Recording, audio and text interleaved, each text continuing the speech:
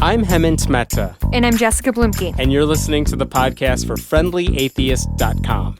Today's episode is brought to you by Be Secular. Be free to love, be able to choose, be accepted no matter your race, gender, sexual orientation, or belief system. Be Secular. Be Secular merchandise allows you to display your support for equality and the separation of church and state, while also donating up to 50% of the profit from your purchase to nonprofits, groups, and artists that support those same values. Go to www.besecular.com, pick your item, and then choose who you want to get a donation from your sale. Listeners of this podcast will get a 10% discount if they use the promo code FRIENDLY. Make a statement. Be you. Be secular. Juhem Navarro-Rivera is a research associate at the Public Religion Research Institute. PRRI publishes some of the most important and credible surveys when it comes to tracking religious demographics in the United States. Before joining PRRI, Juhem was a research fellow at the Institute for the Study of Secularism in Society and Culture at Trinity College, where he served as the lead analyst for many studies, including the landmark American Religious Identification Survey, or ARIS. He also taught political science and Latino studies at the Puerto Rican and Latino Studies Institute at the University of Connecticut. Juhem, thanks so much for being here. Oh, thank you for having me. Sure. So everyone at PRRI, you guys just recently released the 2014 American Values Survey. What were some of the big findings you learned from that data that might be relevant to atheists, agnostics, and other nones? I think the most important finding, particularly for the area of, the non-religious, the religiously affiliated, has been these it's towards the end of the report, but it's this question about religious freedom, basically, in which we ask people about what worries them more if politicians or too much politics in the religion or too much, or whether there was not enough influence. And what you see is that the religiously unaffiliated or the nones are actually more worried about the influence of religion in politics, while on the other hand, you have white evangelical Protestants basically being the mirror image of the non-religious and saying that they're concerned that there's not enough religion in politics. And so that kind of that echoes what we've seen kind of in the culture wars, where you have atheists fighting church-state separation battles, and a lot of the evangelical groups kind of saying, no, we need more religion in government. Yeah, so one interesting thing has been that actually there was a Pew survey that was released a little earlier that actually finds something similar. So it basically goes with the pattern that we have seen over the last few years, in which the non-religious and especially white evangelical Protestants have become basically these two polar opposites. They vote for the Republican Party or the Democratic Party at similar rates. They are now similar chunks of the population, so they're both around in the low 20%, depending on the survey and how much fluctuates. But it's basically around the same proportion of the population, and basically they have opposite views on anything going from abortion, same-sex marriage, and even in some economic issues. So it's a very interesting development that has been happening, and that has exacerbated with the rise of the unaffiliated, while white evangelical Protestants have been stagnating on that regard in terms of growth. Are you seeing trends towards secularism, or is it hard to say at this point? One of the things was back in the day when we released the ARIS in 2008, 2009, my colleague is at the University of Tampa, Ryan Cragen, came up with these prediction that in a few years we're going to see a quarter of Americans identifying as not religious. And now we're seeing, like, if you look at the other tool that we released recently, the American Values Atlas, 21% of Americans identify as non-religious. So actually Ryan's prediction is actually becoming True, and it keeps growing, and it's growing among the younger people. So the millennials are about a third now who declare themselves non-religious. And our data, at PRRI and previously at Trinity College at the Atheist, and subsequent survey from Pew have also found that Latinos, which is my other area of expertise, actually have increasingly number of non-religious. So this is not. This is a trend that I don't know how long it's going to take to stabilize, but it's certainly still on the rise. I was playing around with that American Values, the Atlas that you're talking about, and we'll provide a link for anyone listening to this podcast. But one of the interesting things is you could see the religious demographics for every state, at least the most current ones we have. And what was amazing is that so many states in the U.S., the highest demographic percentage was non-religious. They were unaffiliated. I was amazed to see. Maybe I expected that in a couple of states, but so many of them had unaffiliated at the top of the list. That is interesting. How did Illinois do? Illinois, you know what? I don't remember which one, where Illinois was, but you would expect in Utah, Mormons was at the top of the list. Sure. But man, you go down the West Coast, it's unaffiliated at the top. That's really interesting. What, Juhem, how does the process work? For those of us who only see the results of your work, how does the process work from when the studies are done and people are called and you've talked to people on the internet? What do you do from getting the data to publishing it? It's a process we would like to be longer. It's very arduous. It's very quick. And it's very efficient, and we have honed it down. But basically, we have concept meetings. What do we want to know? What do we want to ask? And then basically, we come up with a set of questions. We usually have, in terms of religious identification, we have a set battery of questions that we ask in every survey. And we have some questions that we always ask, cultural war issues, even our interest in religion, particularly, we certainly ask most of them in our surveys. We usually, it depends on how large the samples are. It depends on the field periods. Also depends if we're doing the survey online or we're doing it on the phone. And then after that, we get data. We look at the trends. We clean it up, make sure that there are not responses that shouldn't be there, some weird coding or anything like that. We clean the coding, we double check that, my colleagues and I. And then we have meetings where we decide, okay, this is important, this is really interesting, but cannot make it to the report right now. And it happens, a lot of interesting stuff that gets on the cutting floor. And basically, we divide up the reports, copy edit it, check the numbers, confirm that everything's going on, and then we do that. We do a presentation, we do the press release and all that, and I think the process, on average, would be 2 months from the time we get into the field to the time we release, which, this business is really fast. That's a really fast turnaround. Yeah, very much. Yeah. One quick question. For people who don't understand statistics or how people do surveys like this, how do you know that you are reaching a fair demographic of people, especially when you're doing any of these surveys online? Because obviously we're all used to online surveys being unreliable. How do you make sure your data is representative and reliable? Yes. So the phone surveys have been done for years, and that's a true and tried method of, the basic sample. It's random national samples. There's some stratification, what we call that, in terms of region and demographics, and there's some weighting process. So we weight the sample to represent some key demographic of the general population. But basically, in theory, everybody in the U.S. has the opportunity to be called.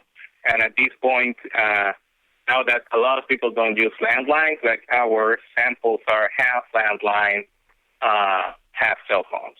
So that has allowed us to get more young people in surveys, which was a problem, was becoming a problem, and also more minorities, because particularly Latinos and African Americans are more likely to use cell phones than landlines. In terms of the online surveys, we use a field house that has an address-based system. So basically, and when I say address, it's like physical address. So they have a panel, and it's nationally representative. So these online surveys that we do are actually nationally representative, similar to those that we conduct on the phone. So it's not like we send emails randomly and we get people to respond. But people who sign in, and not everybody can sign in. So I don't know if you have done government surveys. I don't think I have. I haven't. Okay, so it's similar to the census. The census has these different surveys. The one that is more common now is American Community Survey, but basically not everybody gets it. But for example, let's say that your household is selected. Let's say you move to a place. It's the address that is selected. So anybody who lives in that house, it's who is selected, not a particular person. So this is a relatively similar process in the case that, it's the address what matters, and the neighborhoods what is randomized, not necessarily the computers or the email addresses or something like that. And that basically helps to be, more reliable and similar to what we know. But it's a very expensive process. Yeah, I bet. Do you ever, because you do just put out numbers, do you have any issues with people taking the data you found and skewing it for their own devices? Sorry, can you repeat the question? Because you deal with numbers, you just put out, statistics whenever you put out these surveys. Do you notice people take the numbers that you found and skew them and try to interpret them in their own way? Is that a problem you see? It happens all the time. Like, I've been in these for the longest time now. Yes, I mean that's something that's going to happen, and we actually encourage, discussion with our data, whether it was back in ICCC or now at PRRI. That's something you cannot avoid, certainly not with the internet. Mm-hmm. People use them, and they're going to interpret it their way. I remember back in the day when I was at ICCC, we would get people talking about the big thing that we used in our release was the rise of the knowns at the time. And so you had people talking about, the rise of the knowns, and, organizations like American Atheist talking about, the coming of secular America, and then you have people interpreting them as, oh, no, this is, this is just a trend, or this is just a fad, or these are young people that are going to come back, not necessarily with any other evidence. And I don't think that's the point. I think it's good that people are discussing our numbers. We are not responsible for what they say. Sure. This is America, so people are free to have their opinions. And the more that our work encourages discussion, for us is the best. Last year, when you guys did the American Values Survey, I remember you guys said that 9% of the Tea Party, people who are members of the Tea Party, 9% of them were unaffiliated. Who are these people who are in the Tea Party but are not religious? I don't know who they are. In the margin of error? Actually, I think it may fall under the margin of error, but fortunately, we don't have identifying information for our respondents. So I can't actually call one of these up. But I think it's an interesting thing because before I joined PRRI, PRRI did the first big survey on the Tea Party was the American Values Survey 2010. And one of the questions that my colleagues asked at the time was that there was a lot of discussion about whether the Tea Party was a secular, libertarian movement. And what they found, and then what we found this year as well, in which we repeated some of the questions, was that the Tea Party is actually comprised by a lot of people who also identify as members of the Christian right. So in that sense, that is a shocker. The previous report and these reports, have shown that is not the case. And in fact, the ABS from last year, like about the survey from 2013, actually focused on libertarians. And we found that actually libertarians were significantly more likely to be religiously unaffiliated. Let me piggyback off of Jessica's question for a second. Because your job and PRRI's job, you guys just tell us what the numbers say. It's not your opinion. Right. I mean, this is what the facts of the matter are with some margin of error. But do you ever get criticism, or does PRRI ever get criticism for what the trends are showing? We do sometimes. I mean, you may get, and it comes from all sides. If somebody is trying to write a piece and, the numbers don't match necessarily a storyline, you'll get like, the conservative PRRI or the liberal PRRI.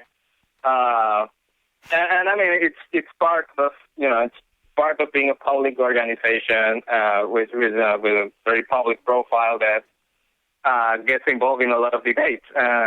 And, I guess I could see that if all of a sudden there was a survey that came out that said, you know what, the number of people who are non-religious is actually lower, much lower than it used to be, like in previous years.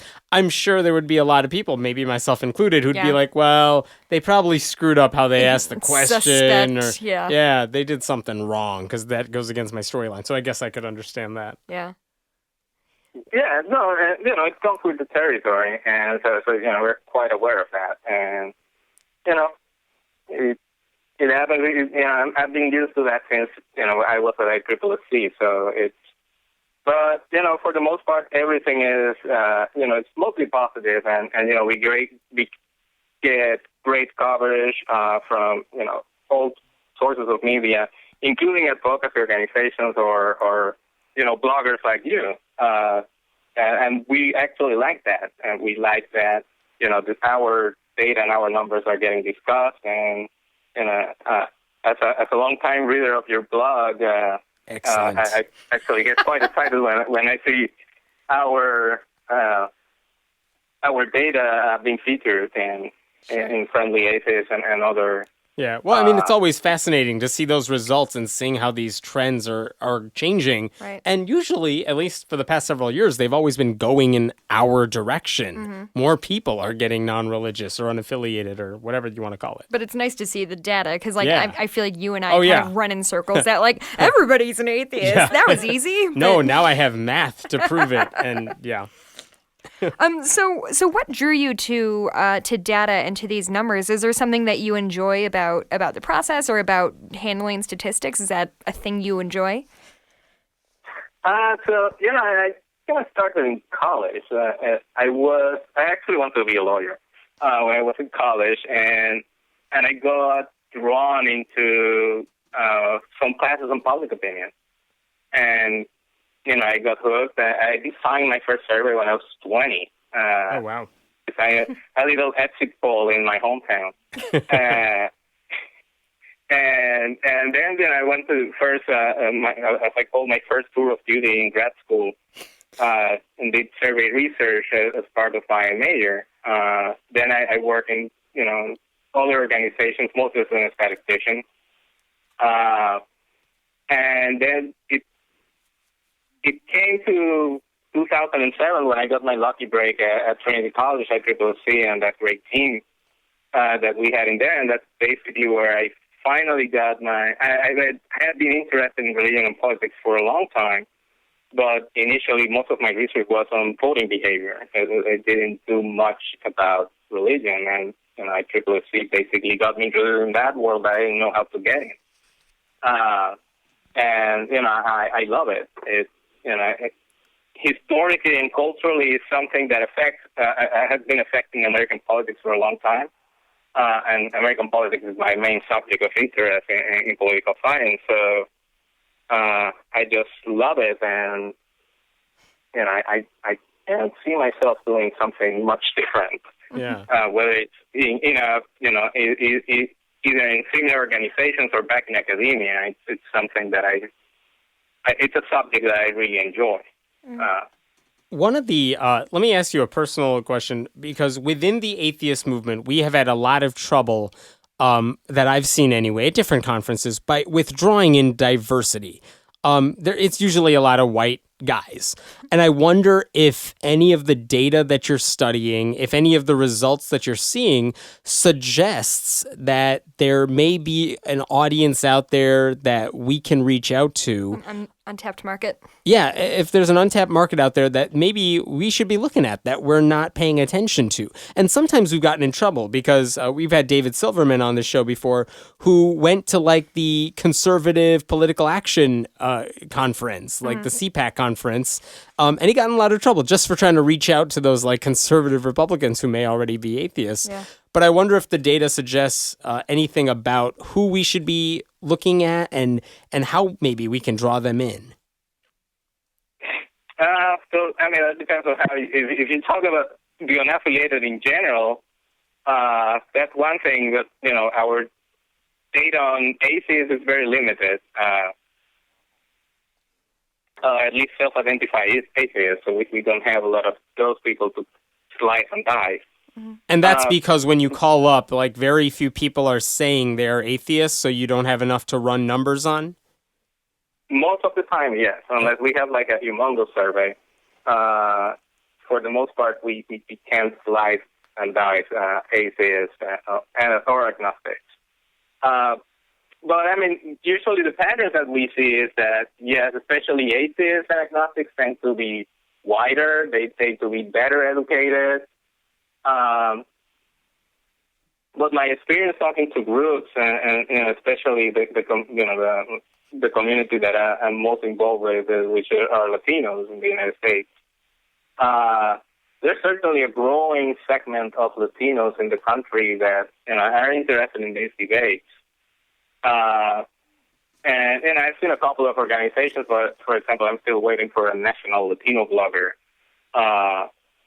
that it's talking about these issues, and also Asian Americans. Like it was something that we found in Harris back in the day, that Asian Americans are also overrepresented in terms of their population among the non-religious. But I also, with the exception of yourself, haven't seen like many prominent secular, atheist secular people from Asian American backgrounds. And then forgetting the data for a second, but just speaking personally, do you have any thoughts on, what groups should be doing to kind of be more interesting to the Latino Hispanic community? What should groups be doing? Are they not doing something that they should be doing? Are they doing anything wrong in terms of trying to reach out to those communities? One of the things I've always thought about the secular movement, as looking mostly as an outsider, is that it's very sciencey. It's very sciencey? Yes. Yeah. And, for example, most of the people I know, I'm about to finish my PhD, and my wife is actually descending in 2 days. And one of the things that, I'm used to talk to people with PhDs, but I'm not used to hang out with people with biology or physics PhD, with some exceptions. And I think a lot of, people in the Latinos I know, they do a lot of like social science degrees. I mean, those who have a college education.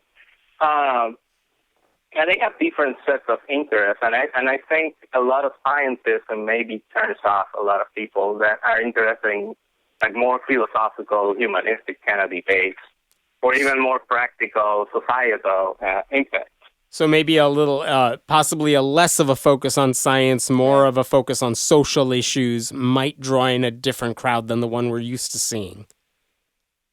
Yes, and I think that a little bit with groups like Black free thinkers and the groups that C.K. Hutchinson runs. That they're more interested in doing a lot of more like kind of social agenda rather than going with usually the sciencey kind of Richard Dawkins kind of discussions. Well, I think that brings up a good point. I think that secular movement and like say the gay rights movement have really gone hand in hand for a long time.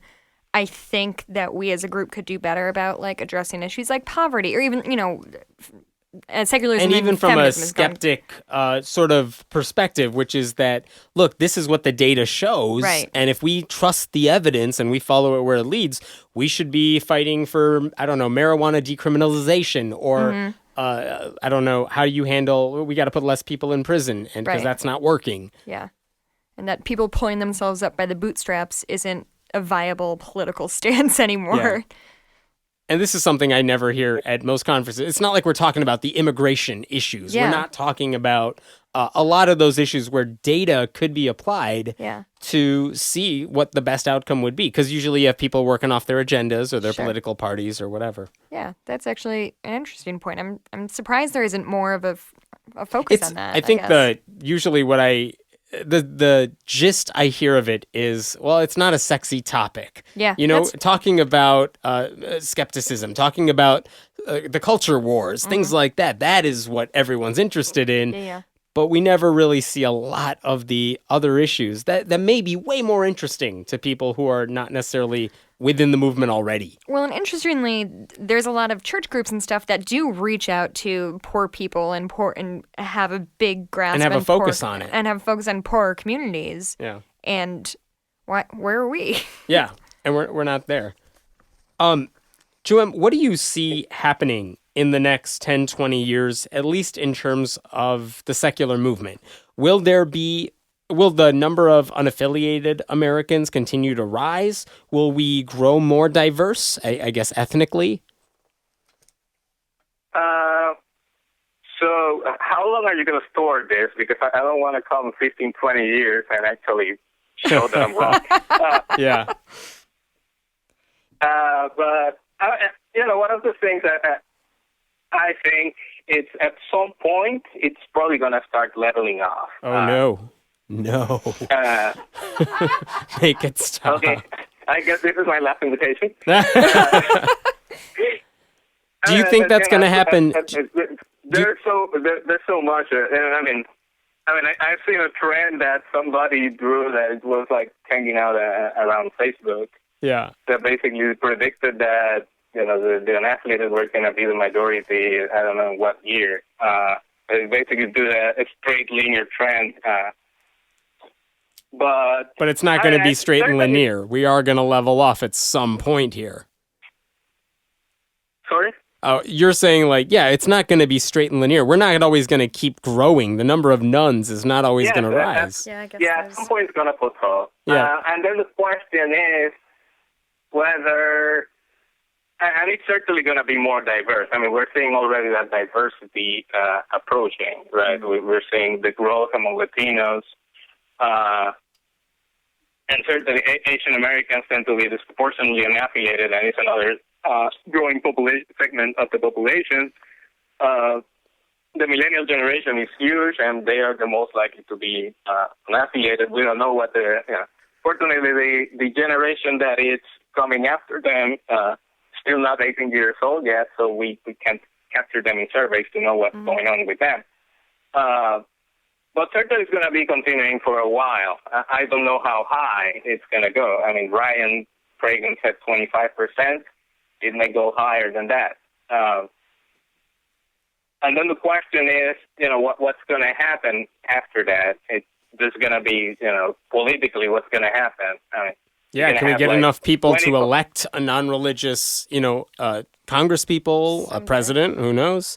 Yeah, openly. Well, Will we have enough of a powerhouse, enough of people on the ground to vote some people into office? Are people going to pander to us finally? Yeah, politicians pander to us. The question is, it's not necessarily about pandering, or one of the questions is whether the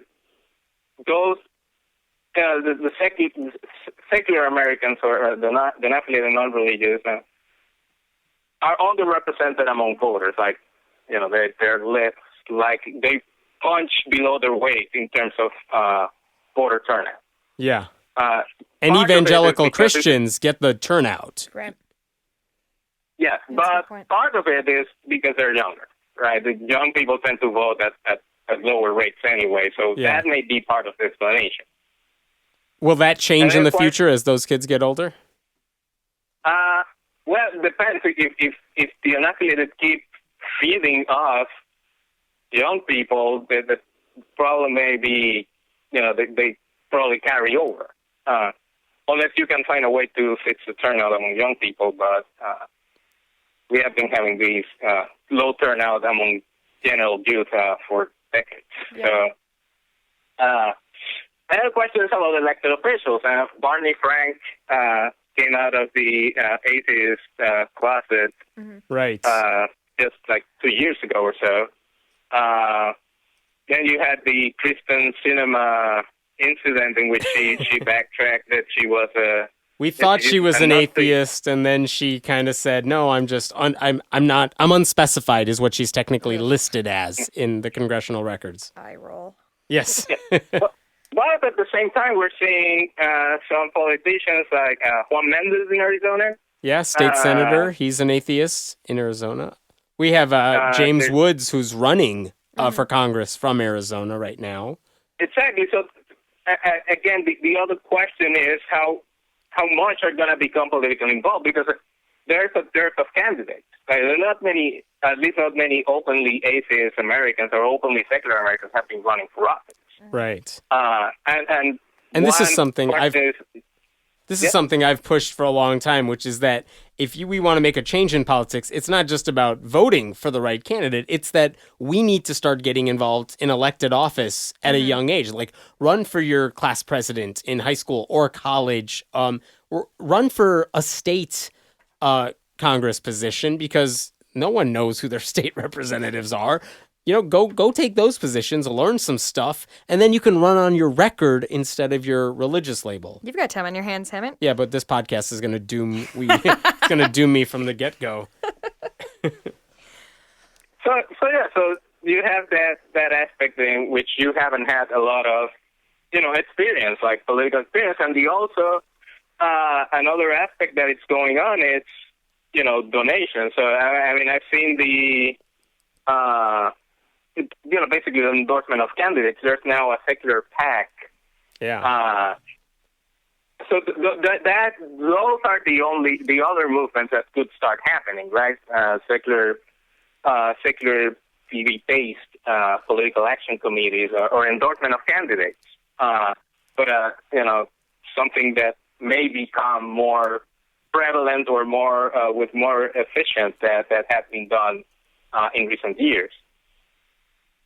But I think in terms of basically for the secular Americans to become a political force, basically they need more sophistication in terms of their politics.